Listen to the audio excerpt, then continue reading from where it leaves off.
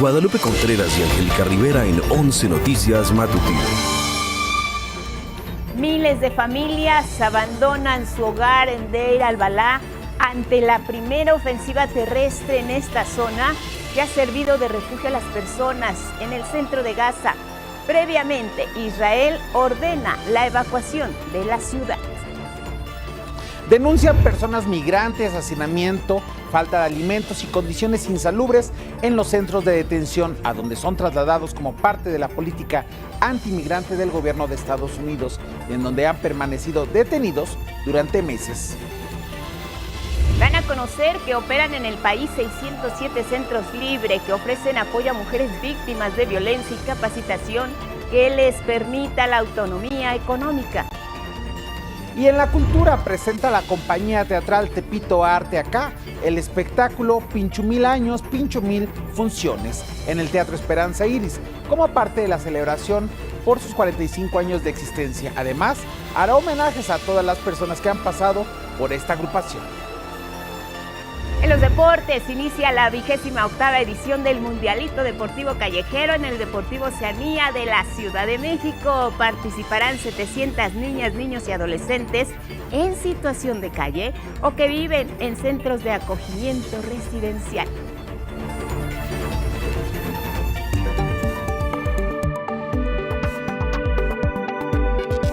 Y en nuestra imagen del día, la astronauta Nicole Ayers de la NASA capturó, mire usted, desde la Estación Espacial Internacional, unas impresionantes fotografías de un evento luminoso transitorio, una tormenta eléctrica entre México y el suroeste de Estados Unidos. Ella nos regala estas hermosas luminiscencias del temporal de lluvias en nuestro país. Estas fotos fueron captadas hace un par de semanas. Nochole destaca que las imágenes requirieron planificación, sincronización y muchas fotos para capturar un fenómeno tan inusual.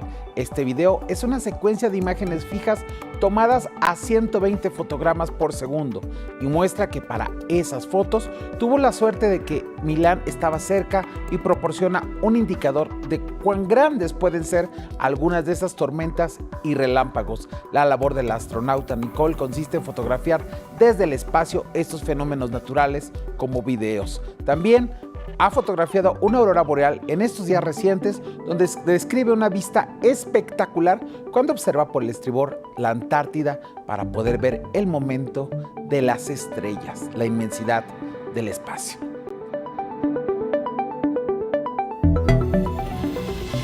Con estas imágenes del contraste de la naturaleza les damos la bienvenida a Luisa Méndez. Un gusto verte y saludarte. ¿Cómo estás? Lupita, muy buenos días a ti y al auditorio y un gusto acompañarlos este día. Pues estamos listos con la información, ya lo saben. Como siempre, lo más relevante aquí en nuestra pantalla. Buenos días, Jimena Raya, Magdalena Alejo, Lía Vadillo, nuestras intérpretes en lengua de señas mexicana. Gracias por seguirnos y vernos en las redes. También nos puede escuchar a través de la emisora Radio IPN en el cuadrante 95.7 de FM y puede acceder a nuestra página escaneando el código QR que aparece en este momento en su pantalla. Compártanos sus comentarios con el hashtag 11 Noticias. Y nos vamos directo con los detalles para iniciar en Medio Oriente, zona donde la situación continúa crítica para miles de personas que habitan en la Franja de Gaza. Ahora el ejército de Israel extendió su ofensiva militar sobre la ciudad de Deir al-Balá, lugar de refugio para millones de personas que han sido desplazadas de sus hogares y que ahora nuevamente han tenido que abandonar este lugar. ¿Por qué? Les contamos más. Anabel Ramírez. Por primera vez desde que inició la invasión a la Franja de Gaza en octubre de 2023, el ejército de Israel lanzó una ofensiva terrestre en la región de Deir al-Balá, en el centro del territorio. En su avance, la artillería israelí mató a 3 personas y obligó a 1,000 familias a dejar sus hogares. Deir al-Balá era considerada como una zona segura por el propio ejército. Se había mantenido libre de ataques terrestres y daba refugio a miles de gazatíes. Otras 40 personas fueron asesinadas por los intensos bombardeos que Israel lanzó contra tiendas de campaña de desplazados al sur y norte del territorio gazatí. Este crimen es un episodio de la serie de crímenes de ocupación israelí que aterroriza a las personas seguras. No diferencian entre un niño, un anciano, un hombre, una mujer y un niño. La Agencia de la ONU para los Refugiados Palestinos denunció que mientras los gazatíes mueren de hambre, hay camiones con ayuda humanitaria esperando en las fronteras. Tenemos 6,000 camiones cargados con alimentos, medicinas y suministros de higiene en Jordania y Egipto, esperando luz verde para entrar y ser entregados a la gente a través de los equipos de UNRWA. La situación humanitaria afecta a todos por igual. Organizaciones como la Media Luna Roja Palestina y la agencia francesa AFP denunciaron que sus colaboradores trabajan sin comer. La agencia de noticias detalló que desde su creación en 1944, ninguno de sus empleados había estado en riesgo de morir por hambre. En tanto, 25 países pidieron el fin del mandato de la ofensiva israelí en la Franja de Gaza. Los firmantes, entre ellos Reino Unido, España, Italia, Canadá y Francia, dijeron que el sufrimiento de los civiles ha alcanzado nuevas profundidades. Israel rechazó el comunicado. En otro frente de guerra, las fuerzas de seguridad de Israel atacaron diversas zonas de Yemen, en particular el puerto de Jodeida, que es controlado por los hutíes. También, el ejército reivindicó un ataque con drones en la ciudad de Nabatie, al sur del Líbano, contra una persona que viajaba en una motocicleta, la que argumentó era un agente de Hezbollah. 11 Noticias, Anabel Ramírez Ángeles. Esto en Gaza, pero en Estados Unidos personas migrantes denunciaron los graves abusos en contra de sus derechos humanos.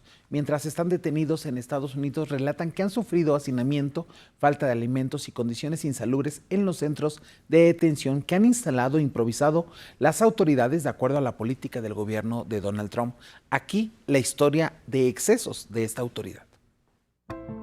A 6 meses del segundo mandato del presidente Donald Trump, su agresiva y cuestionada política antiinmigrante sigue perjudicando a personas migrantes detenidas.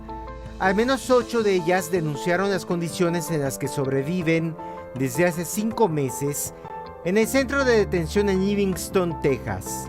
Son 4 ciudadanos mexicanos, 3 cubanos y un beliceño que dieron su testimonio al diario español El País. Denunciaron que están desesperados por las condiciones de hacinamiento y falta de alimentos. Rey Mendoza, migrante de San Luis Potosí, cumple casi 4 meses detenido, acusado de provocar un accidente de tránsito. La mayoría se deporta por sí misma porque, sobre todo los mexicanos, porque pues el encierro de estar aquí no es nada bueno.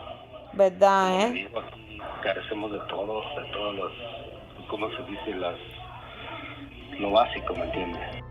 Otro de los centros de detención donde se han denunciado malas condiciones es en el de Florida y conocido como Alcatraz de los Caimanes. Las personas migrantes detenidas se quejan de la presencia de mosquitos y baños insalubres. En redes sociales se denunció que el paisano Carlos Martín González fue detenido en Orlando y trasladado a la prisión conocida como Alligator Alcatraz. Llegó a Estados Unidos con una visa de turista para visitar a su hermano Alejandro, que está casado con una ciudadana estadounidense. Fue detenido en una autopista por la patrulla de caminos el 7 de julio. No tiene permiso de recibir visitas. Más tarde, el cónsul de México en Orlando, Juan Sabines, informó que recibió al padre de Carlos Martín y de Alejandro, quien también está detenido. Él informó que a ninguno de los dos se les ha facilitado un número de detención, lo que dificulta que se les pueda visitar. La Cancillería mexicana informó que una abogada apoya con ambos casos, mientras los consulados de Miami y Orlando están en comunicación con los familiares para las visitas programadas. En otra medida contra personas migrantes, la patrulla fronteriza, no el ICE, detuvo a 11 inmigrantes en el estacionamiento de un Home Depot en Sacramento, California. El operativo se realizó a pesar de la orden explícita de una jueza que impide realizar redadas en esa zona de California. Pues ahí está la historia que nos comparte Federico Campbell Peña, nuestros connacionales, las condiciones en que están como miles de personas en los Estados Unidos tras estas redadas. Pero es que sí, no solo en Alligator, Alcatraz, se cometen injusticias. La organización Human Rights Watch también denunció abusos contra personas migrantes en 3 centros de detención, esto en la Florida. El Centro de Procesamiento de Servicios Chrome es uno, el de Broward es otro y el Centro Federal de Detención en Miami el tercero. Las principales denuncias: hacinamiento, falta de atención médica y tratos degradantes. El informe señala al gobierno de Estados Unidos de someter a los inmigrantes detenidos en esos centros a condiciones abusivas, degradantes y en algunos casos potencialmente mortales. Destacan que no se trata de incidentes aislados, sino del resultado de un sistema de detención fundamentalmente deficiente, en el que sí se cometen y son evidentes los graves abusos. Y seguimos en noticias de Estados Unidos. En Los Ángeles, California, el Departamento de Defensa de Estados Unidos anunció que 700 marines que fueron desplegados desde principios de junio como parte de las protestas contra las redadas de agentes de migración dejarán la ciudad. Nos acabamos de enterar que los marines podrán regresar con sus familias y se irán de Los Ángeles. Me gustaría decir que escucharon a la gente de Los Ángeles. Este fue un despliegue innecesario. Hay que recordar que el pasado 15 de julio el secretario de la Defensa, Pete Hegseth, ya había ordenado la retirada de 2,000 efectivos de la Guardia Nacional de Los Ángeles. Bueno, y de este lado de la frontera se están tomando medidas importantes porque sabemos que estas redadas han tenido un efecto directo en el envío de recursos hacia México. Una de las razones por la que las remesas tienen este comportamiento de altibajos. Pero aquí, Financiera del Bienestar ya está actuando, se encuentra entre las 5 remesadoras que cobran menos comisión a las y los connacionales que envían dinero a nuestro país. Aquí tenemos Finabien con lo que anunciaba la maestra Rocío, que ya disminuyó el promedio de comisión e incrementaron un poco el promedio de tipo de cambio. Está dentro de las 5 que mejor paga. Además, por depósitos a cuenta Finabien se cobra una comisión de solo $2.99 por un envío de $400 a un tipo de cambio de 18.70 pesos. El cobro de la comisión es por operación. Puede ser hasta de $2.500. Estas cifras fueron comparadas a su vez con otras remesadoras. Hablamos de las conocidas Western Union, que por ejemplo cobra casi $8 por envío a un tipo de cambio de 18 pesos con 57 centavos por dólar. En el caso de otra, Wells Fargo cobra $6 por comisión a un tipo de cambio de 18.50 pesos por dólar. Con las transferencias electrónicas de Finabien, las y los mexicanos podrán evitar el pago del 1% a remesas en efectivo impuesto por el gobierno de Donald Trump. ¿Dónde y cómo conseguir las tarjetas Finabien? Miren, pongan atención, en Estados Unidos este plástico puede obtenerse en todos y cada uno de los consulados de México en la Unión Americana. Entonces pueden ir a un consulado y solicitar la matrícula consular. Con ese documento ya queda para nosotros como una identificación oficial, o bien si tienen un pasaporte mexicano o estadounidense, o una licencia de conducir de México o también de Estados Unidos, o un INE. Además de cualquiera de estos documentos de identificación oficial, un teléfono celular y un correo electrónico y un comprobante de domicilio de allá en Estados Unidos, aunque no esté en nombre de la persona. Pues ahí están los requisitos, se quedan en nuestras redes sociales. De este lado de la frontera en territorio mexicano, solo hay que ir a una de las más de 1,700 sucursales de Finabien o solicitarlas incluso por correo. Y en este caso los documentos son el INE, la CURP, un número de teléfono celular y también un correo electrónico. Toda esta operación se puede realizar también a través de la aplicación Finabien. Y ahora vamos a otra información. La presidenta Claudia Sheinbaum respondió a las amenazas del Departamento de Transporte de Estados Unidos de imponer sanciones a México por la distribución de vuelos del aeropuerto Benito Juárez al Aeropuerto Internacional Felipe Ángeles. Señaló que el amago no tiene sustento. No hay razón para tener alguna sanción que tenga que ver con este asunto. Se privilegió la seguridad. Y ya escuchamos la semana pasada que el aeropuerto va muy bien. Este diciembre recibe nuevos vuelos internacionales, está funcionando muy bien y la carga también está funcionando muy bien. Se están fortaleciendo los recintos fiscales, las aduanas, para que todavía sea mucho más eficiente la salida de carga. No hay razón alguna para que tenga que haber una sanción. Y la decisión de hacer el aeropuerto en Santa Lucía, pues fue una muy buena decisión. Si no, imagínense qué hubiera pasado si se hubiera seguido con el aeropuerto en Texcoco.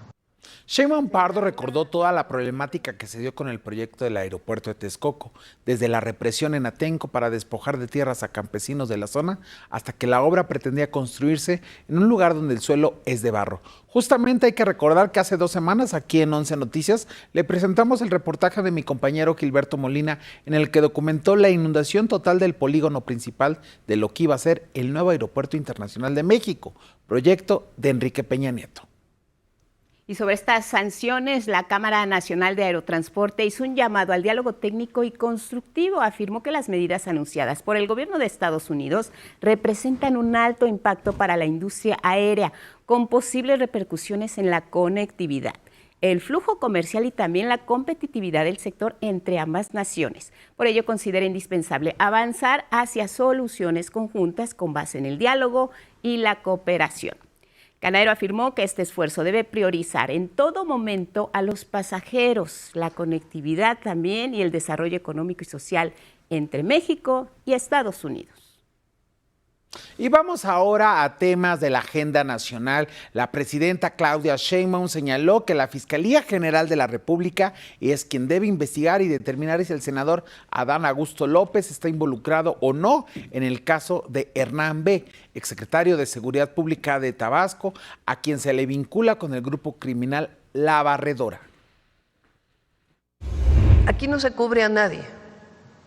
Si la Fiscalía tiene contra alguien, que sea militante de Morena o no, alguna evidencia, adelante, que continúe la investigación.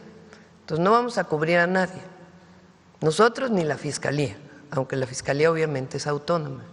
Lo tiene que seguir la investigación. Al mismo tiempo, la presidenta rechazó el linchamiento mediático del que ha sido objeto el legislador. Así como no debe cubrirse absolutamente a nadie, si es que hay indicios de algún vínculo con la delincuencia o indicios de algún acto de corrupción o alguna ilegalidad, de la misma manera no estamos de acuerdo en el linchamiento mediático. Tiene que haber pruebas y tiene que actuar la Hasta el momento ni la Fiscalía General de la República ni las autoridades de Tabasco han requerido al senador morenista. De hecho, se prevé que este martes el Gabinete de Seguridad Federal dé un informe integral sobre el caso. Por su parte, en entrevista radiofónica, Adán Augusto López dijo desconocer si Hernán B. tenía vínculos con el grupo criminal La Barredora. No, la verdad es que no sospeché. Si hubiese yo sospechado de él, pues inmediatamente lo hubiésemos separado del encargo. Sí. Nos veíamos, pues todos los días acudíamos a la mesa de seguridad, ahí se presentaban él y las demás autoridades, presentaban los informes correspondientes. El exgobernador de Tabasco refrendó su disposición para colaborar con las autoridades en caso de ser llamado a declarar. Y ahora vamos en asuntos de justicia. Kevin N., presunto feminicida de la joven Carla, fue detenido en Jalisco. Estuvo prófugo por 9 días. Fue capturado por elementos de la Secretaría de Seguridad Pública y la Fiscalía General del Estado en la colonia Loma Dorada, en Tonalá. En su cuenta de X, el gobernador de la entidad, Pablo Lemus, informó sobre la detención ocurrida hace unos días en la colonia Balcones de Oblatos, en Jalisco. El gobernador dijo que no habrá impunidad y que en Jalisco el que la hace, la paga.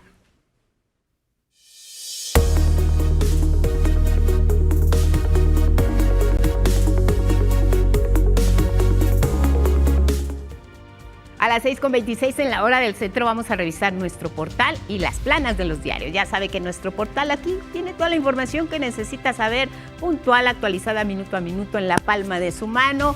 Ahí tiene en el dispositivo toda la información. Relación México, Estados Unidos y Canadá, siempre actualizado y vigente.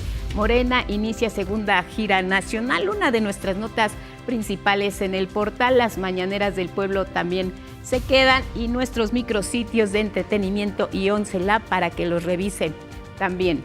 Vámonos con las portadas de los diarios. Así se presentan esta mañana de martes. En la jornada Polo Norte en Tlalpan titulan a su nota principal en la fotografía donde ilustran la fuerte lluvia y granizada de lo que ocurrió en las horas recientes al sur de la Ciudad de México, Perisur, Isidro Favela, la zona de San Fernando, Los Pedregales, Coapa, la alcaldía Tlalpan también impactados por estas tormentas, Álvaro Obregón y Coyoacán.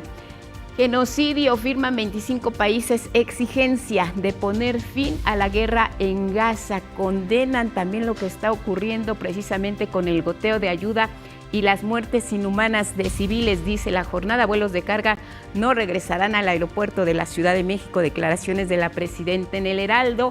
La fotografía de la Guelaguetza, primer lunes del Cerro, nota principal. Y se refuerza la seguridad en 4 estados. Revisamos del Heraldo la portada de esta mañana de Excelsior. Crece 47.9%, dice este diario. La inversión extranjera en México viene como nota principal. Ovidio seguiría entre 15 y 20 años en prisión. Es lo que titula Excelsior esta mañana. Revisamos de Excelsior, así el Sol de México, de Cure. Sé que mi lápida dirá algo sobre precisamente este grupo, exclusiva con LOL Tourhurst. Prevén alto impacto en la industria aérea. Revisamos por último lo que tiene que ver con notas económicas. En este diario El Economista, gobierno aprieta gasto en inversión física para reducir su déficit fiscal. Optimismo en reportes que impulsan a Nasdaq y a los niveles máximos de la bolsa en Estados Unidos. Pausa.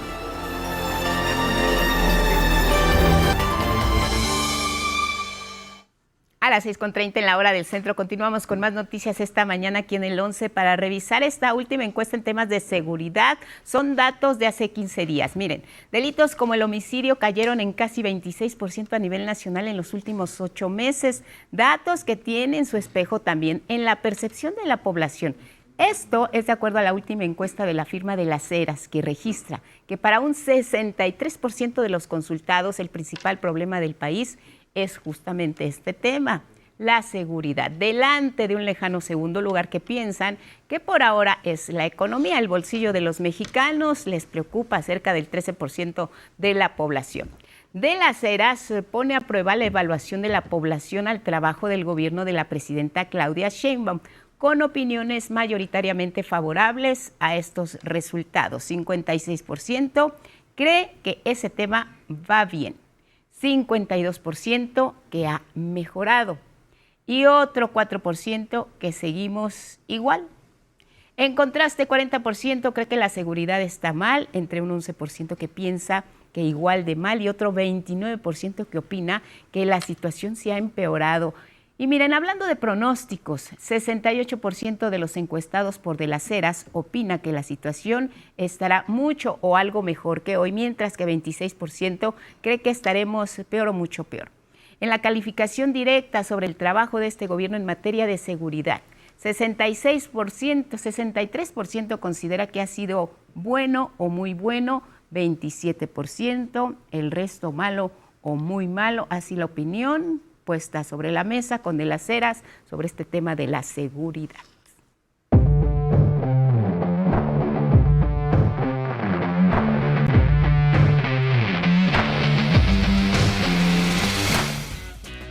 Y es momento de los deportes con Gabriel Sainz, que hoy nos va a contar sobre este mexicano que sigue rodando por el mundo, originario de Ensenada, Baja California. Gabriel, cuéntanos.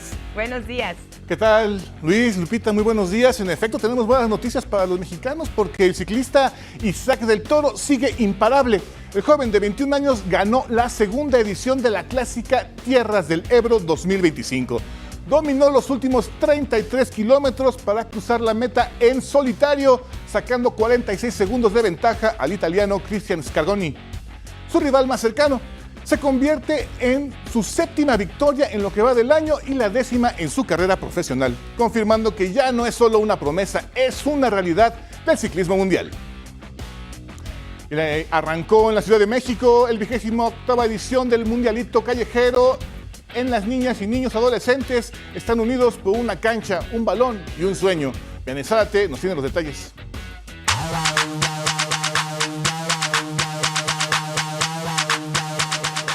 700 niñas, niños y adolescentes en situación de calle o que viven en centros de acogimiento residencial tendrán esta semana algo más que partidos, la oportunidad de sentirse libres y que se aprecie su talento.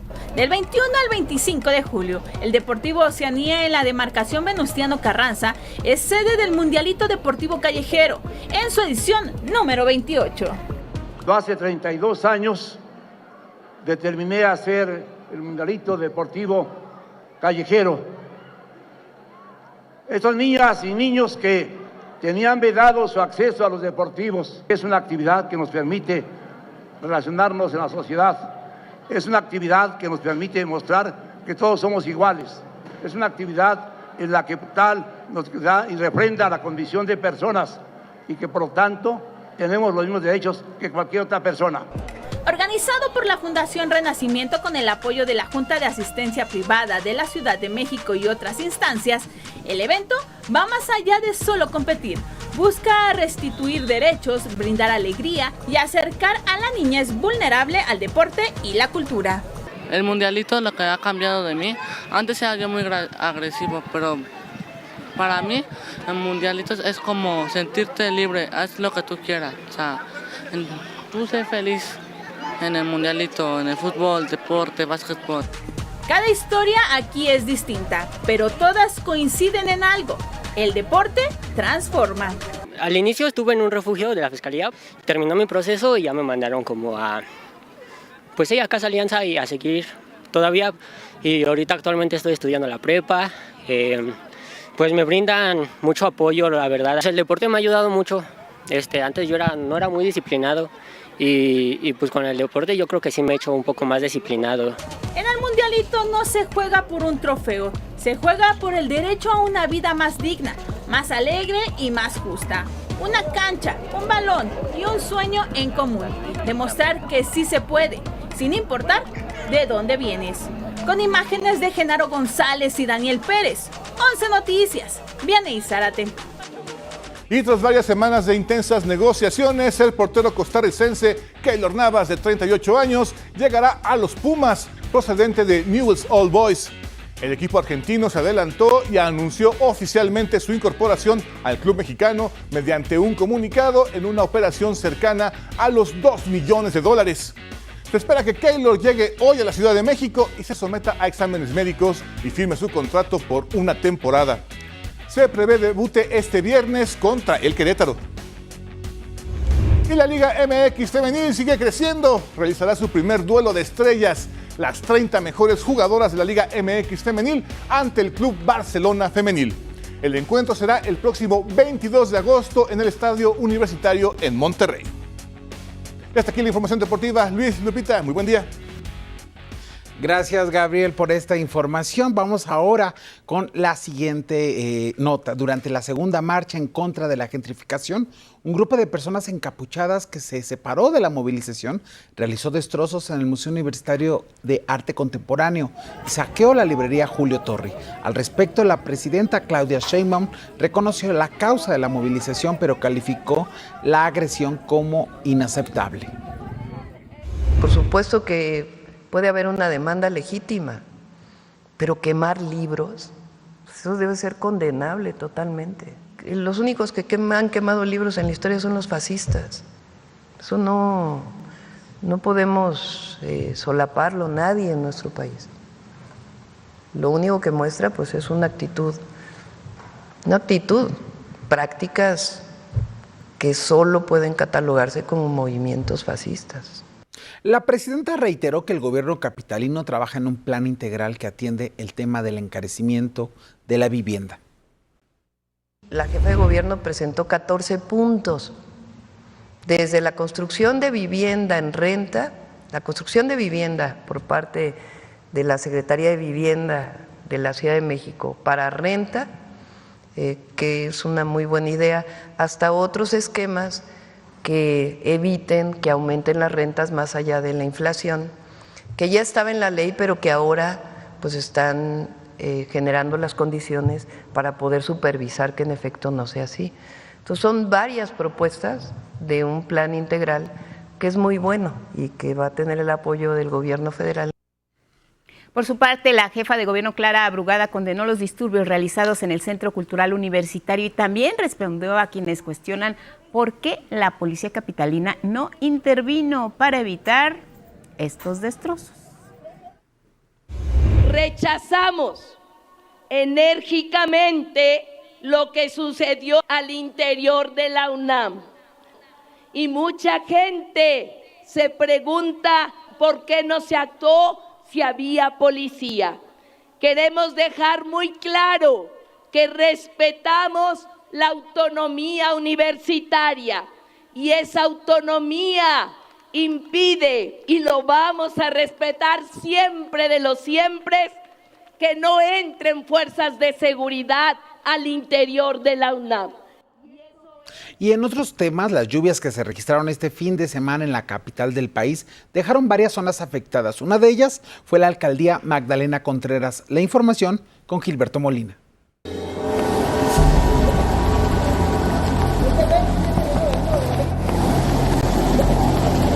Ya no tenemos dónde vivir, entonces lo que pedimos es que nos puedan ayudar, ¿no? Que nos puedan resolver qué va a pasar. La lluvia del sábado en Magdalena Contreras ocasionó que familias lo perdieran todo. De 87 viviendas que resultaron afectadas, 16 se reportan como pérdida total. La inundación provocó también deslaves de tierra en barrancas que dejaron casas al borde del precipicio. Este árbol que vamos a apreciar al fondo de esta barranca se encontraba en este punto donde están las láminas, donde está la tabla y la manguera, a unos 7 u 8 metros de donde me encuentro. Es parte del deslave provocado por la lluvia del sábado pasado aquí en la colonia Lomas de San Bernabé, en la alcaldía Magdalena Contreras. Otras requieren cirugía mayor.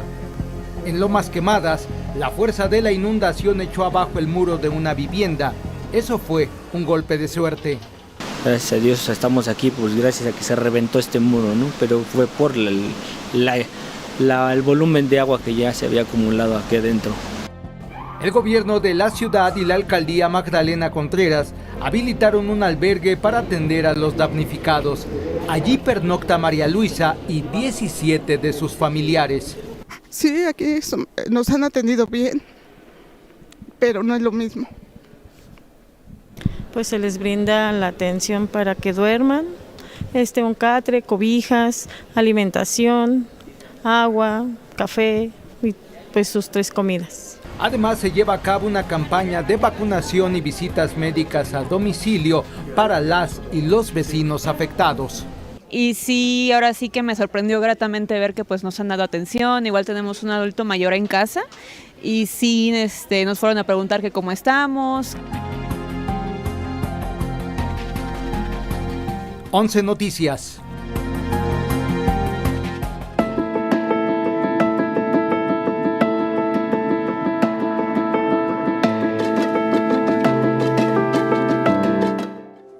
Y lo que ocurrió en Magdalena Contreras se ha repetido en otros puntos de la Ciudad de México. Intensas lluvias que caen en algunas zonas de manera muy puntual. Miren estas imágenes, granizo. El colapso de la tarde y noche fue ayer al sur de la Ciudad de México. Ya las autoridades capitalinas han registrado estas inundaciones, encharcamientos en zonas como Periférico Sur, la colonia Jardines del Pedregal y Avenida Santa Úrsula en la alcaldía Coyoacán. También Picacho Ajusco, Anillo Periférico, Camino a Santa Teresa, Adolfo Ruiz Cortines, Avenida Acueducto en Tlalpan, una granizada que dejó, como hemos visto en estas imágenes compartidas en redes sociales, autos varados, viviendas por supuesto afectadas.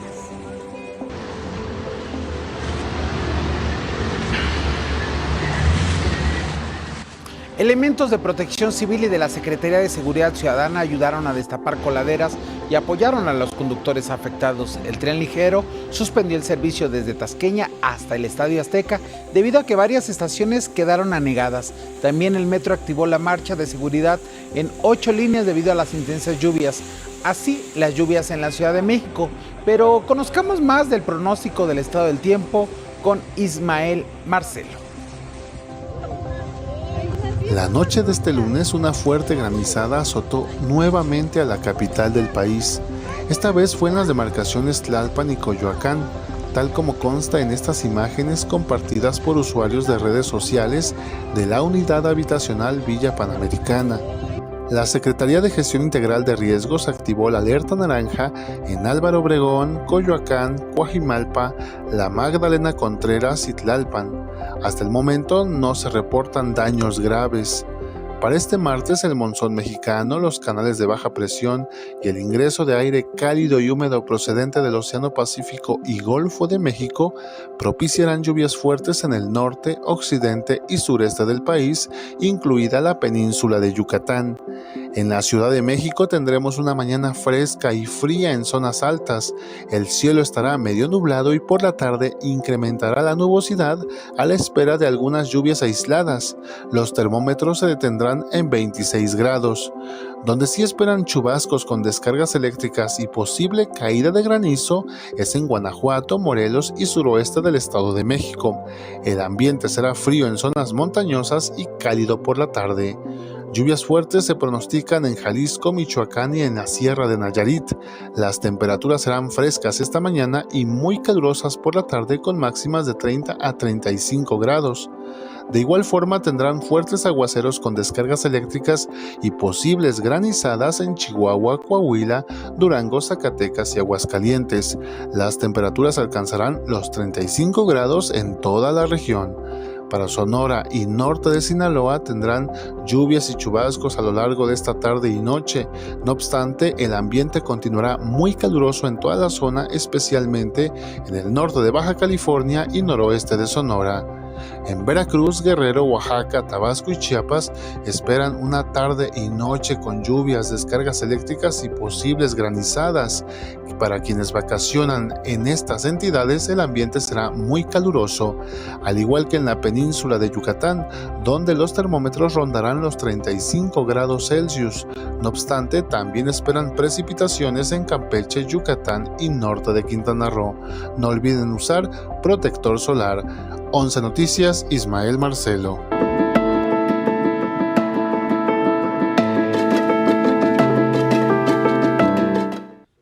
Y ahora les vamos a presentar la segunda parte de un trabajo especial de mi compañera Araceli Aranday sobre la leche para el bienestar. En esta entrega le mostramos cómo se procesa y se distribuye a lo largo y ancho del país.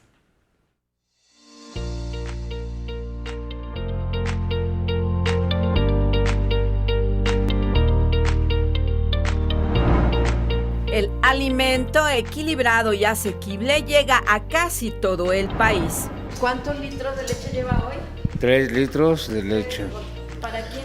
Para mi familia, les gusta mucho todos, para hacer gelatinas, todo, pero sí, muy buena, ¿eh? La leche se distribuye gracias a la empresa gubernamental Leche para el Bienestar, antes Liconza. Leche para el Bienestar va más allá del el simple hecho de cambiar de nombre. Actualmente cubrimos el 88% del territorio nacional de municipios y queremos llegar en un plazo no más de 2 años a cubrir el 100% de los municipios del país. 10 plantas industrializadoras ubicadas en 8 estados del país, 3 de ellas en el Estado de México, y 12.500 puntos de venta en todo el país participan para que la leche llegue a la mesa. Los productores llevan en contenedores especiales el alimento. En la planta pasa por un proceso riguroso de control de calidad. Posteriormente se pasteuriza y se le adiciona valor nutrimental. Es una leche adicionada con vitaminas y minerales, es decir, está fortificada con hierro, zinc, ácido fólico, vitaminas A y D3. Eso involucra que es una calidad Es una leche de alta calidad nutrimental para el sector de la población más vulnerable. La leche se empaqueta en envases plásticos que son esterilizados con luz ultravioleta. Las bolsas con el alimento se transportan en cajas plásticas y posteriormente en vehículos con rumbo al punto de venta. Tenemos monitoreados todos nuestros camiones que surten nuestras lecherías para que podamos atender cualquier contingencia. De tal manera que la leche siempre está disponible en las lecherías a partir de las 6 de la mañana.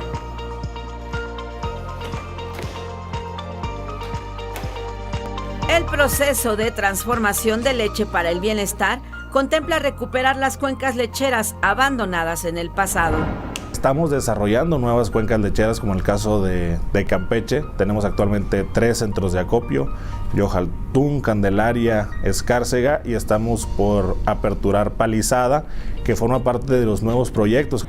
La planta pasteurizadora de leche en Campeche, que se terminará en noviembre del 2025, tendrá una capacidad de 100,000 litros diarios y se prevé abastecer los estados de Yucatán, Tabasco, Quintana Roo y Chiapas, además de otra planta secadora de leche en Michoacán. Actualmente no se cuenta con una planta de secado de leche que nos va a permitir incrementar esta compra. Además, Leche para el Bienestar perfila un proyecto con la Secretaría de Educación Pública para integrar el alimento en las escuelas públicas. Y estamos en pláticas también para poder hacer un programa piloto en la Ciudad de México y entrar también con los desayunos fríos. Para ser beneficiario o concesionario de estos puntos de venta, los requisitos se encuentran en la página del ICONSA, que aparece en sus pantallas. Con imágenes de Christopher Dávila, Cristian Meléndez y Bruno Ruiz, 11 Noticias, Araceli Aranday.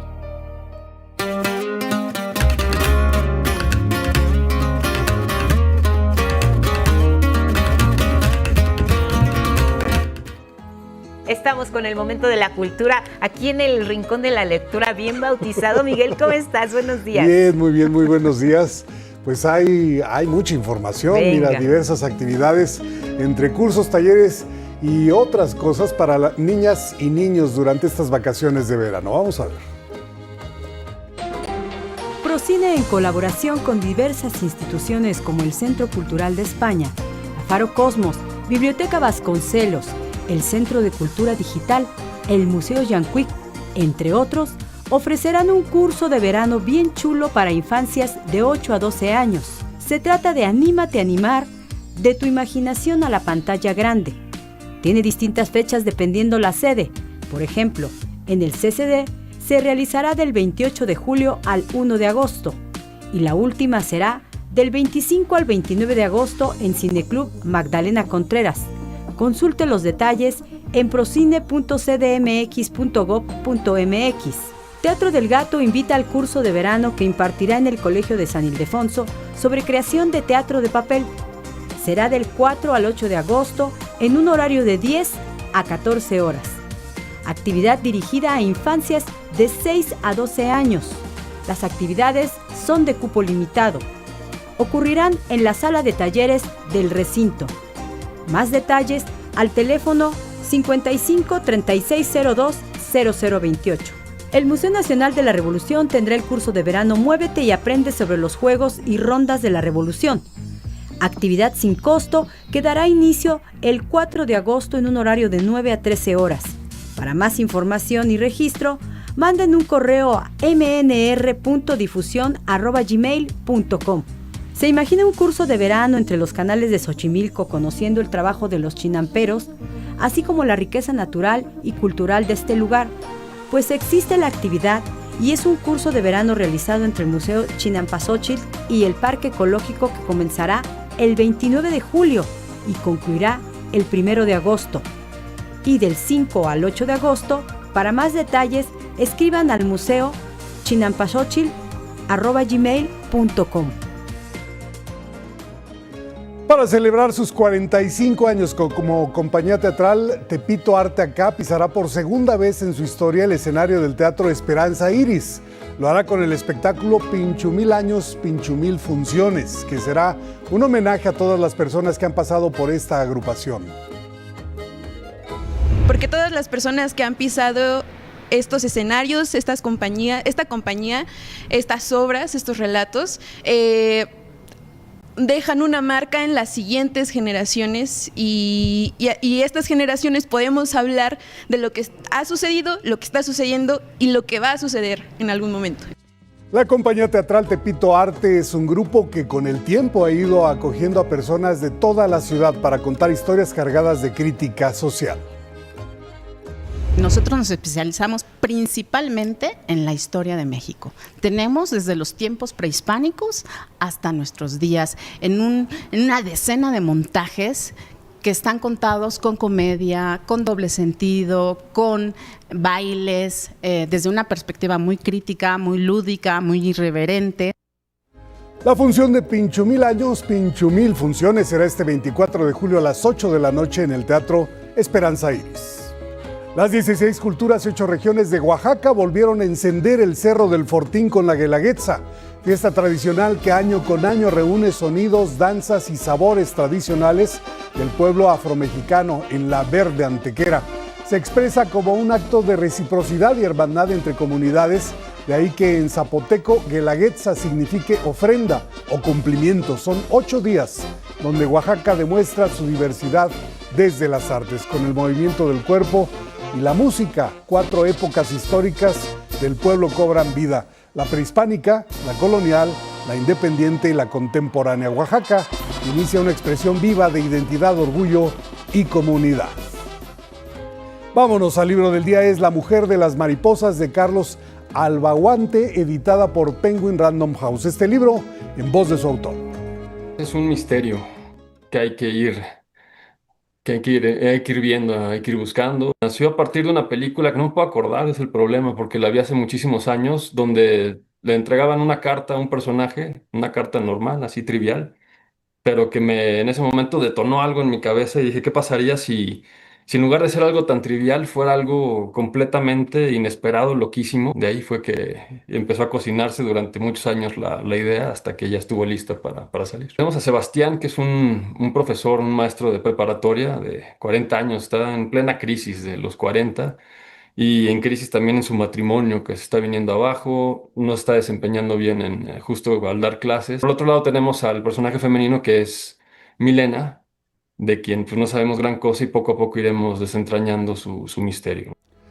Bueno, y luego con el 11 ya avanzamos a la página 390 del libro Fabricación de Ricardo Rafael, editado por Seix Barral. El X de hoy es de Ed Torres y dice: no solamente se trataba del intercambio de un hijo por otro, sino de una madre por la otra. Gracias por esta aportación. Seguimos leyendo y se cumplen 53 años de la partida del escritor español Max Aub.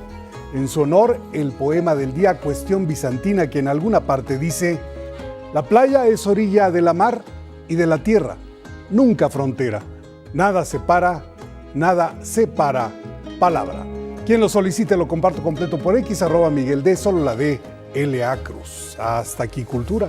Y pasan las páginas del poema, mira qué padre se veía en pantalla. Tenemos un gran equipo de producción. Exacto. Tepito Arte acá, Pinchumil años, Pinchumil funciones. Fíjate cómo han encontrado el arte como una expresión viva y necesaria para el barrio bravo, porque eso sigue siendo, pero hay que echarle un ojo, pues es algo muy vivo, ¿no? Y además me gusta cómo lo expresa la directora, que dice: es arte, es cultura, es expresión y es crítica social. Eso nos abre el panorama para llevar a la escena, para llevar allí al teatro y tras bambalinas también estas expresiones que no solo son Tepito, es México. Es cierto, pues hay que darle un vistazo. Además, en el Teatro de la Ciudad es un escenario magno para una escenificación teatral. Claro. Hay que aprovechar. Hay que aprovechar, Miguel, pues seguimos en la vacación para quienes quieran hacer actividad cultural. Exacto. Hay mucho. Sí, hay mucho. La Fundación Elena Poniatowska están recibiendo libros.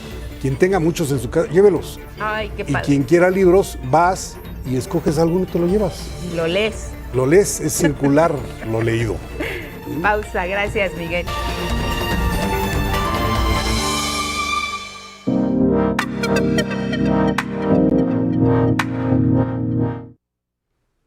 A las 7 en la hora del centro queremos agradecer la comunicación con Juan Carlos Baker, académico de la Universidad Panamericana y ex subsecretario de Comercio Exterior. Juan Carlos, un gusto verte y saludarte. ¿Cómo estás? Buen día. Guadalupe, muy buenos días, a sus órdenes. Cuéntanos, Juan Carlos, pues estamos en este escenario donde la relación México, Estados Unidos y Canadá se está circunscribiendo a temas relacionados con esta práctica comercial donde la palabra aranceles, cuotas compensatorias, prácticas antidumping parece el día a día de este acuerdo trilateral. ¿En qué momento nos encontramos ya rumbo a la negociación, revisión, o precisamente cómo le llamarías tú al escenario que viene por delante en esta relación trilateral México, Estados Unidos y Canadá? Pues sí, Guadalupe, lamentablemente la relación comercial en América del Norte se ha venido, diría yo, complicando en los últimos meses a partir de ciertas decisiones que Donald Trump ha tomado, tanto contra Canadá como contra México. Es muy importante decir que el comercio entre Canadá y México, de hecho, ha sufrido no ha sufrido de este tipo de incertidumbres. Al contrario, creo que Canadá y México ahora ven de manera más estratégica la importancia de tener un mayor acercamiento entre estos dos países. Pero efectivamente lo que estamos viendo es que la política comercial de Estados Unidos se vuelve mucho más proteccionista, mucho más hostil, podríamos decir incluso, y eso lo que hace es generar un grado creciente de preocupaciones en tres sentidos. Primero, de que el tema de libre comercio, que es como debería de estar entre los países, se mantenga hacia adelante. Segundo, qué otras cosas se le pueden ocurrir a Donald Trump, porque constantemente vemos que se supera a sí mismo y nos sale con ideas nuevas y con otras medidas que pues parecen realmente improvisadas en el momento. Y finalmente, pues con la pregunta de cuál tiene que ser la agenda estratégica de México hacia adelante. Queda claro que Estados Unidos es nuestro principal socio comercial, pero tal vez, Guadalupe, este sea un buen momento para pensar en qué otros mercados nuestros productores y exportadores podrían pensar o tratar de acercarse a fin de evitar y minimizar precisamente esta volatilidad de la que te hablo. Juan Carlos, ¿qué tal? Te saluda Luisa Méndez. Preguntarte si estas medidas que ha utilizado, que ha anunciado Donald Trump de aranceles, las utiliza más como un chantaje o una forma de presión política hacia los gobiernos tanto de México como de Canadá. ¿Cómo lo ves tú? Hola Luis, buenos días. Mira, yo creo que tiene dos objetivos. O sea, por un lado, sí, claramente es una manera en la cual el presidente Trump se hace de capital negociador, de capital político. Creo que al mismo tiempo es también una forma en la cual él empuja, si me permite la expresión, otros temas de su agenda. Es decir, para poder avanzar en el tema de migración, tiene del otro lado o en la otra mano la amenaza de los aranceles. Creo que esa relación es muy clara. Pero sí también pienso que tal vez muy burdo, tal vez de alguna manera muy poco técnica, pero Donald Trump sí está tratando de reescribir las reglas del comercio internacional, o sea, los principios con los cuales el mundo vivió durante prácticamente 80 años acerca de la no discriminación, de mantener los puertos abiertos, de permitir el comercio con otros países, etcétera. Pues yo creo que él en su mente, no pretendo ser psicólogo ni mucho menos, pero sí creo que hay en su mente pues una percepción de que todo eso ha sido equivocado y por lo tanto se tiene que o eliminar o de plano reescribir de una manera en la cual otra vez en su mente pues Estados Unidos pueda obtener más beneficio. Entonces claro que es una herramienta negociadora, pero yo no descartaría un objetivo tal vez un poco más estructural, Luis. Ahora, Juan Carlos, bajo este escenario, ¿cómo ves la antesala de lo que viene siendo ya la llegada de esta fecha de la revisión, de sentarse en la mesa México, Estados Unidos y Canadá para ver cómo va a seguir el curso del TEMEC? ¿Se puede blindar de alguna manera con la experiencia de negociaciones anteriores? Tenemos la del Telecán precisamente a TEMEC. Con esta experiencia, ¿se puede blindar ya el nuevo tratado que se llegue a negociar? Sobre todo considerando que, como lo hemos platicado en anteriores ocasiones contigo, de manera continua y con estas medidas arancelarias proteccionistas, Donald Trump y su gobierno han violado en repetidas ocasiones el tratado.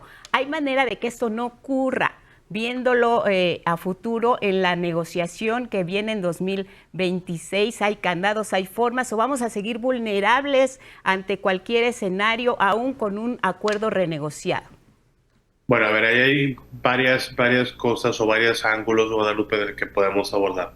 Primero creo que tendría que decirte que a pesar de toda de este ruido, de esta incertidumbre, el ruido blanco al que me acabo de referir, en mi mente no hay una posibilidad de que México y Estados Unidos no tengan una relación preferencial en materia de comercio. Es decir, la sintonía de nuestras economías es tan grande, nos complementamos tanto, es un proyecto que ha estado en vigor desde hace más de, bueno, prácticamente 30 años, si tomamos en cuenta el TLC viejito anterior.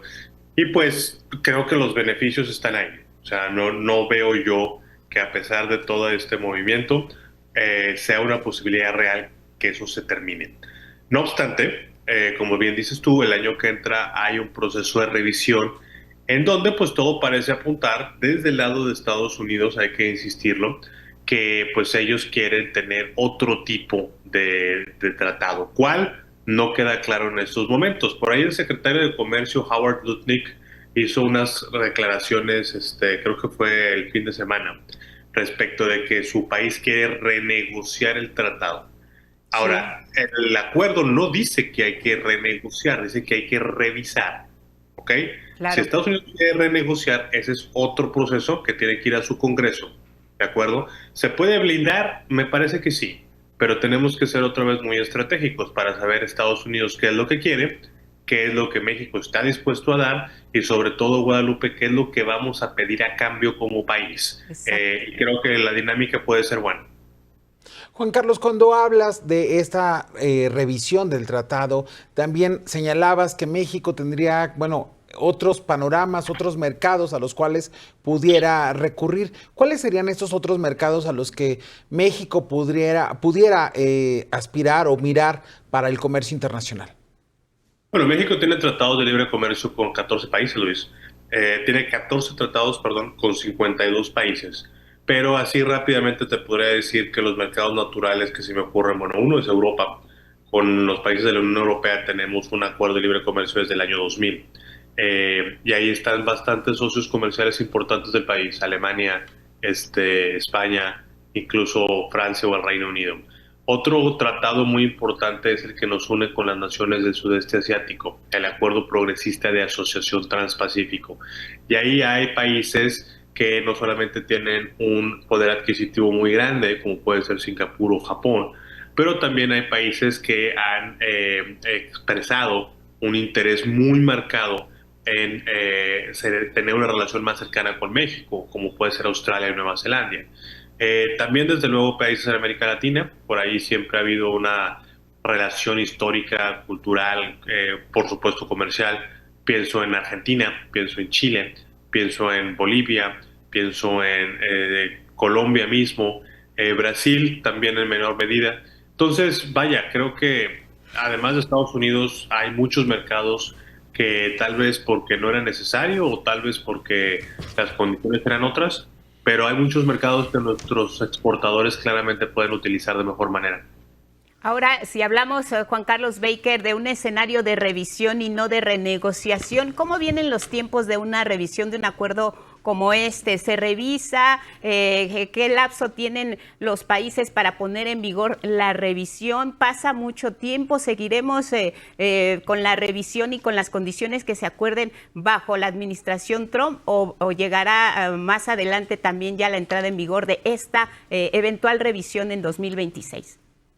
Pues mira, Guadalupe, es totalmente especulativo porque realmente nunca hemos hecho esto. Esta cláusula de revisión a la que nos referimos, la verdad es que no existe ningún tratado de libre comercio y es la primera ocasión que se va a implementar. Entonces, creo que aquí todos estamos aprendiendo al mismo tiempo. Pero en una situación, te diría yo, un poco segura, digamos. Sí. Lo que sabemos es que la revisión empezaría el 1 de julio del año próximo. Sí. Y si tomamos de referencia los procesos anteriores, llevó alrededor de 1 año y medio poder tener un nuevo acuerdo ya con las condiciones actualizadas y listo para implementarse. Entonces, si iniciamos, por decirlo algo, en julio del próximo año, el proceso oficial, porque también de alguna manera ya estamos en ese proceso, entonces, vaya, creo que es un buen momento para organizarnos. Pero supongamos que tomamos 1 año y medio aproximadamente y que iniciamos en julio del 26, yo creo que es probable que hacia posiblemente el otoño, diciembre del 2027 podríamos tener un acuerdo ya nuevo, revisado. Pero otra vez es absolutamente especulatorio, Guadalupe, Claro. porque nunca lo hemos hecho. Bueno, pues estamos ante escenarios en los que dependemos de nuestros socios comerciales. Brevemente, ¿seguirá siendo trilateral, Juan Carlos? Absolutamente, sí. El tratado hoy involucra a 3 países y yo estoy seguro que continuará de esa forma. Bien, te agradecemos mucho, Juan Carlos Baker, académico de la Universidad Panamericana y subsecretario de Comercio Exterior, que nos oriente sobre estos temas comerciales y arancelarios. Gracias, abrazo, Juan Carlos, buenos días. Buen día. Gracias, hasta pronto. Pues ahí está el tema, Luis. Sin duda. Estamos, como bien dice Juan Carlos Baker, ya encaminados a lo que es esta revisión del TEMEC México, Estados Unidos y Canadá. Vamos a ver qué sucede en los siguientes meses. Claro, sobre todo porque vienen ya las aplicaciones de más cuotas compensatorias a México. Y las decisiones políticas de Donald Trump en cualquier momento pueden cambiar. Exactamente. Seguimos con más. Bueno, y ahora vamos en temas de la capital. La presidenta Claudia Sheinbaum cuestionó el retiro de las estatuas de Fidel Castro y Ernesto Che Guevara del Parque San Carlos en la alcaldía Cuauhtémoc, al señalar que se trató de un acto ilegal, ya que no contó con el aval del Comité de Monumentos y Obras Artísticas en Espacios Públicos. Calificó como arbitraria esta decisión al no respetarse los procedimientos establecidos por la ley capitalina para la remoción de monumentos o esculturas que hizo la alcaldesa Alessandra Rojo de la Vega. Primero el argumento, ¿no? Que es la intolerancia total, ¿no? Pero yo creo que lo más grave fue que es ilegal la manera en que removió este monumento. No se puede remover un monumento en la Ciudad de México si no pasa por un comité. Y segundo, pues también muy hipócrita, ¿no? Porque ya después se vio que ella estuvo también en Cuba de vacaciones. O sea, si hubiera estado tan en contra, pues no se hubiera ido ahí de vacaciones, ¿no? La presidenta informó que el gobierno de la ciudad solicitará a la alcaldía de Cuauhtémoc que entregue las esculturas para que se reubiquen en otro lugar para que se resuelva su reinstalación. Ello, a pesar de que la alcaldesa Rojo de la Vega incluso lanzó la ocurrencia de subastar las piezas. Más tarde, la alcaldesa respondió a la presidenta en redes sociales y se pronunció a favor de instalar una mesa de diálogo para definir el destino de esa escultura y el cierre de lo que llamó controversia administrativa. Y miren, en materia de justicia social para las mujeres mexicanas, a partir del 1 de agosto, las personas de entre 60 y 64 años podrán inscribirse al programa Pensión Mujeres Bienestar. Si tienes entre 60 y 64 años, hay que ir a registrarse del 1 al 30 de agosto, de lunes a sábado, de 10 de la mañana a 4 de la tarde. En la página de la Secretaría de Bienestar pueden consultar a partir de este momento dónde están los módulos. Actualmente 1 millón de mujeres de entre 63 y 64 años reciben la pensión. Por otro lado, el gobierno federal desplegó los centros Libre que ofrecen apoyo a mujeres víctimas de algún tipo de violencia y también se les va a capacitar para que puedan alcanzar la autonomía económica. Esto es fundamental. Citlali Hernández, secretaria de las Mujeres, informó que actualmente operan 607 de estos espacios a nivel nacional. Promovemos los derechos e impulsamos la autonomía económica, apoyar la consolidación de redes comunitarias y fomentar el liderazgo de las mujeres. Indicó que la meta es tener 678 unidades a fin de año.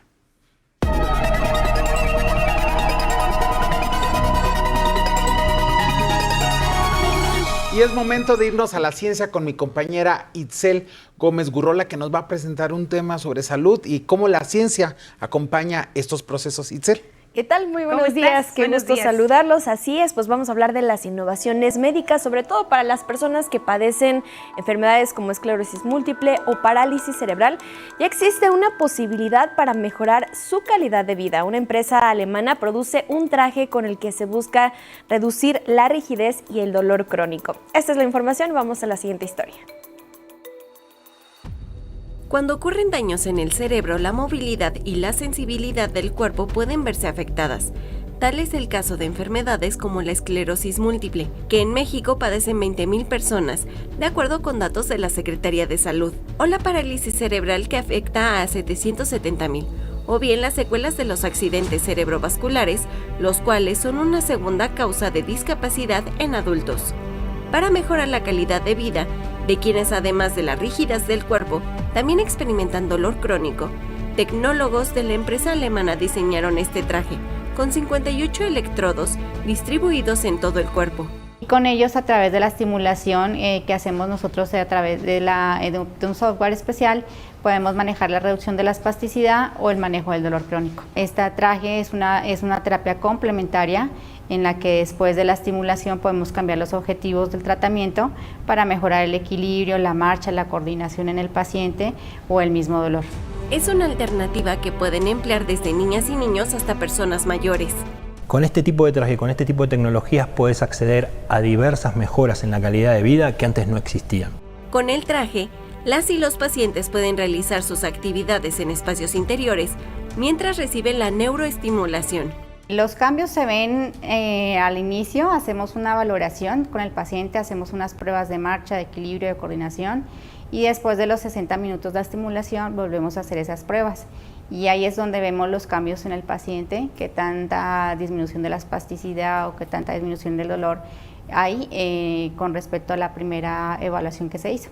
Por el momento, este traje está disponible únicamente en el sector privado. Con imágenes de Eduardo Zamudio y Javier Aillón e información de Itzel Gómez Gurrola, 11 Noticias. Bueno, las sequías están causando una devastación récord en todo el mundo, así lo reveló este lunes la ONU a través de un informe. Los impactos globales de las sequías de 2023 a 2025 elevaron el costo económico al menos 2 veces mayor que en el año 2000. Advierten que las sequías agravan la pobreza, el hambre, la seguridad energética y el colapso de los ecosistemas. Identificaron los puntos críticos a nivel mundial. En el Amazonas, más de 200 delfines de río están en peligro de extinción y miles de peces se perdieron.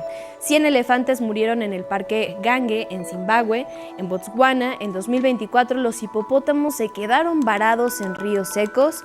En la cuenca del Amazonas, durante el 2023 y 2024, se alcanzaron los niveles más bajos desde sus registros, por lo que cientos de miles de personas no recibieron este recurso hídrico. Y en el Canal de Panamá, el nivel del agua descendió tanto que el tránsito se redujo en más de 1/3. De 38 a 24 barcos diarios entre octubre de 2023 y enero del 2024, lo que provocó importantes perturbaciones en el comercio mundial.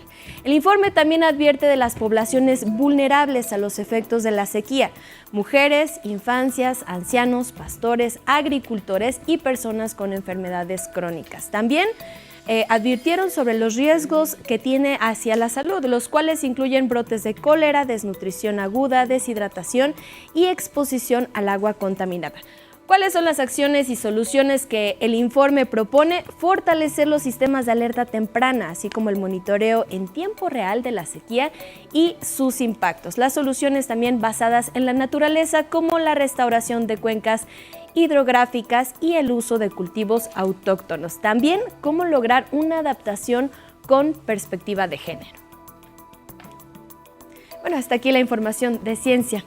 Lupita, Luis. Oye, qué interesante este traje neuroestimulador.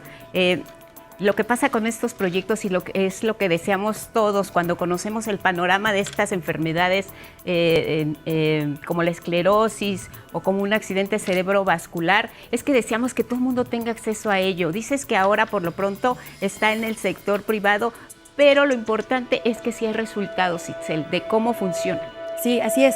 Esta es una terapia también complementaria, entonces está muy focalizada para el dolor en las áreas en las que el paciente también lo requiera, y eso se puede programar. Entonces esa es una gran ventaja, es un avance médico que eso también ha dado pues un gran avance para focalizar, porque cada persona es diferente. Claro. Y también una sola enfermedad no solamente la tiene esa persona, por lo general está asociada con otras más y desencadena también otros padecimientos, pero lo importante es ese avance. Itzel, a mí me llama mucho sobre la atención de aquellos que niegan el cambio climático. Claro. Vemos ya las afectaciones económicas, por ejemplo, la reducción de la circulación en el canal Panamá implica una afectación económica, ¿no? Pero ahí vemos los efectos. Sí, claro, y de hecho también pues el cambio climático va a ser un problema transversal de salud, económico, social incluso, y ahorita este tema se está colocando incluso de derechos humanos. Entonces, pues esta perspectiva es también fundamental porque no es un tema de medio ambiente, ya va a ser parte de una agenda que debemos considerar en temas sociales y también en temas económicos, y el impacto va a estar ahí. Bueno, pues interesante como siempre. Itzel, te vemos mañana. Claro que sí. Acá Bueno, te esperamos. Gracias y Buen buenos día. días. Nos vamos al mundo.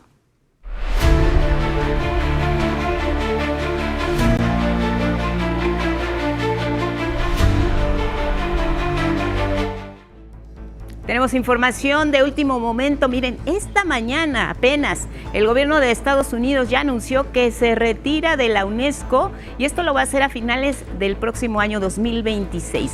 La portavoz del Departamento de Estado, Tammy Bruce, confirmó en su cuenta de X esta decisión y menciona que la UNESCO se desvió, dice, de su misión y agrega que de ahora en adelante la participación de Estados Unidos en organizaciones internacionales debe hacer al país seguro, fuerte y más próspero.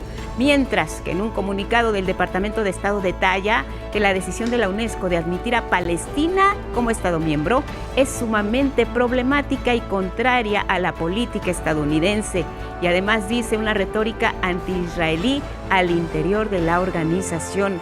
Agrega además que la salida de la Unión Americana entrará en vigor el 31 de diciembre del 2026. Por su parte, la directora de la UNESCO, Audrey Azoulay, lamentó la decisión de Estados Unidos, aunque aseguró que ya estaban preparados para ello, incluso a nivel presupuestario. Cabe mencionar que es la segunda vez que Estados Unidos sale de la organización. La primera ocasión fue durante el mandato, el primero, sí, de Donald Trump. Estados Unidos buscará renegociar el tratado comercial con México y Canadá, el TEMEC, cuando comience a ser revisado el 1 de julio del 2026, como ya estaba acordado. El secretario de Comercio de ese país, Howard Lutnick, mencionó en entrevista que se comenzaría desde cero. Creo que el presidente definitivamente renegociará el TEMEC, pero eso es dentro de un año. Él quiere proteger los empleos de los estadounidenses. No quiere que los automóviles sean fabricados en Canadá o México si pueden fabricarse en Michigan u Ohio. El TEMEC fue firmado por Donald Trump en su primer mandato en la Casa Blanca junto con México y Canadá y tiene una cláusula para hacer una revisión técnica cada 6 años. Anteriormente, el secretario de Economía de México, Marcelo Ebrard, anunció que en el segundo semestre de este 2025 comenzarán las pláticas para que la revisión sea lo más ágil posible. El TEMEC entró en vigor el 1 de julio de 2020 y para renegociarlo requiere la ratificación de los congresos y parlamento de los 3 países. Además, si un socio decidiera dejar el TEMEC, el tratado estará vigente hasta el 2036. El gobierno de Estados Unidos desclasificó más de 230,000 páginas sobre el asesinato del líder de los derechos civiles, Martin Luther King Jr., el cual ocurrió el 4 de abril de 1968 en Memphis, Tennessee. El Departamento de Justicia en Washington recibió a la activista y sobrina de Luther King para conmemorar el hecho.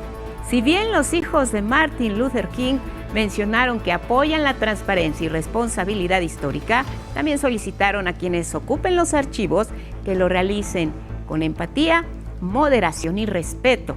Al mismo tiempo, condenaron cualquier intento de uso indebido de los documentos con la intención de socavar el legado de su padre y los logros importantes del movimiento. Recordaron que su padre fue blanco de una campaña de desinformación y vigilancia orquestada por el Buró Federal de Investigación, el FBI de aquella época, que buscaba entonces desacreditar la reputación del líder y su movimiento.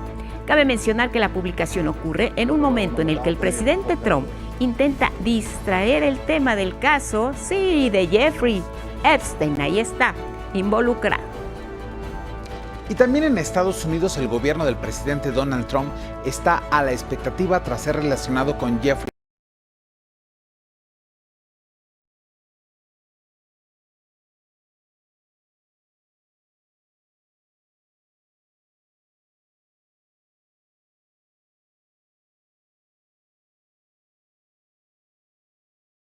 El presidente Donald Trump publicó el día de hoy un video generado con inteligencia artificial que muestra al presidente Barack Obama siendo detenido y después vestido en el característico traje naranja de la población presidiaria estadounidense. Esto luego de una desastrosa semana en la que una más de sus alianzas políticas se vino abajo. El empresario Rupert Murdoch dio instrucciones al Wall Street Journal, del que es dueño, para no retractarse ante la demanda por $10,000 millones que Donald Trump interpuso por difamación, luego de que el diario estadounidense publicara un artículo que da pruebas de la relación cercana entre Trump y Jeffrey Epstein. Por su parte, la confrontación con Barack Obama ha adquirido tonos más serios, pues la directora de inteligencia de Trump, Tulsi Gabbard, ha afirmado que hará lo que esté en sus manos para enjuiciar a Barack Obama por un supuesto intento de golpe de Estado en 2016. Más de 100 documentos que liberamos el viernes detallan cómo esta conspiración traicionera fue dirigida por el presidente Obama, semanas antes de dejar el poder, después del triunfo del presidente Trump. La estrategia de asestar golpes para cambiar la conversación pública le ha funcionado a Donald Trump a lo largo de su carrera política, lo mismo que la creación de teorías conspirativas de toda índole, como el llamado Pizzagate de la campaña presidencial de 2016, que acusó la existencia de redes de pederastia en altas esferas del Partido Demócrata. 3 años después, en julio de 2019, durante el primer gobierno de Donald Trump, el multimillonario Jeffrey Epstein fue arrestado, acusado de tráfico y abuso sexual de menores, y un mes después fue hallado muerto en su celda. Las autoridades determinaron que fue a causa de un suicidio. El caso Epstein se convirtió en uno de los principales argumentos en el desarrollo de la campaña presidencial de 2024. Particularmente la llamada lista de Epstein, que tendría todos los datos e información de los clientes en la trata sexual de menores. Pam Bondi, la fiscal general de los Estados Unidos en el gobierno de Trump, afirmó a Fox News que tenía en su poder esa lista. Está sobre mi escritorio esperando ser revisada. Esa ha sido la instrucción del presidente Trump. Luego de que empezaron a circular declaraciones de Elon Musk sobre la relación de Trump con el caso Epstein, el FBI se vio obligado a emitir un memorándum publicado el 7 de julio en el que se asegura de forma tajante que no existe una lista de clientes de Jeffrey Epstein, se concluye que murió por suicidio y admite cientos de horas de evidencia en video que no serán publicadas por respeto a las víctimas. Esto provocó un quiebre al interior del movimiento trumpista. Súbitamente, Trump y su gobierno cambiaron el discurso en torno al caso. Ha sido un engaño, urgido por los demócratas y algunos estúpidos republicanos, tontos republicanos. Han caído en esa red. Le hacen el trabajo a los demócratas.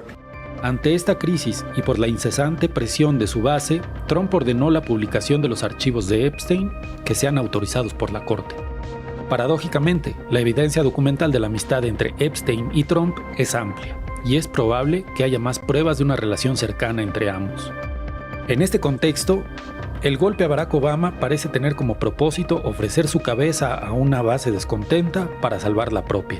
Sin embargo, el movimiento MAGA parece renuente a aceptar que el caso Epstein y su red de pederastia se ha cerrado, en lo que podría ser el despertar de una inocencia política de la que se abusó demasiado.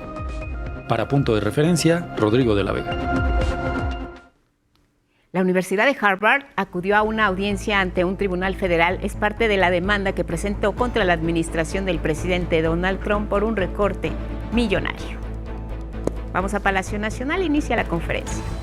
Así toda la información desde Palacio Nacional esta mañana en la conferencia de la presidenta Claudia Sheinbaum. Nosotros vamos a continuar con toda la información. Vamos al nivel internacional. En Chile se llevó a cabo la reunión de alto nivel Democracia Siempre, que busca fortalecer y defender la libertad para decidir.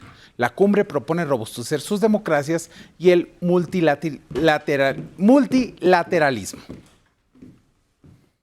Yo les digo abiertamente, nunca es un mal momento para fortalecer la democracia y el respeto irrestricto a los derechos humanos, al derecho internacional, a la justicia, a la igualdad. También busca el cómo combatir la desigualdad. Es hora de dar un paso al frente para defender y profundizar activamente nuestra democracia, de pasar en definitiva a la ofensiva. Nuestras sociedades se enfrentan a una amenaza real, liderada por una coalición de intereses entre oligarcas y ultraderecha. Las propuestas de esta cumbre se presentarán en la Asamblea General de la ONU que se llevará a cabo en septiembre. En el encuentro participaron los presidentes de Chile, Gabriel Boric, de Brasil, Luis Ignacio Lula da Silva, de Uruguay, Yamundo Orsi, de Colombia, Gustavo Petro, y el presidente del gobierno de España, Pedro Sánchez. Boric informó que invitó a la presidenta de México, Claudia Sheinbaum, sin embargo, no pudo asistir. Y bueno, Xinxin, la última panda gigante de México, se encuentra en la etapa final de su vida. La titular de SEDEMA, Julia Álvarez y Casa, afirmó que la panda está cerrando un ciclo de vida. Es normal y refirió que recientemente Xinxin comenzó ya a recibir cuidados especiales. Le llaman también cuidados paliativos, son de alto nivel. Hay que cuidarla, su condición ya es geriátrica de un paciente de este tipo. Hay un apoyo de un equipo de expertos, 3 cuidadores veterinarios, nutriólogos. Están constantemente monitoreando su salud, adaptando su dieta, su entorno, para garantizar su bienestar en esta fase terminal. Pues ahí está esta panda gigante icónica de Chapultepec.